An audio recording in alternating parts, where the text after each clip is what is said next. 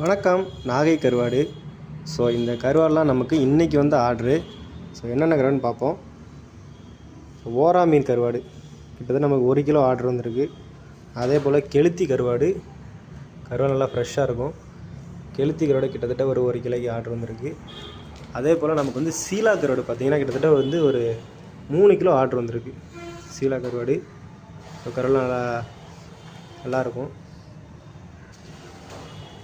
So இந்த மாதிரி உங்களுக்கு கருவாடை தேவைப்பட்டுச்சுனாக்கா கருவாடை பாருங்கள், கருவாடை எவ்வளோ நீட்டாக க்ளீனாக இருக்குதுன்னு பாருங்கள்.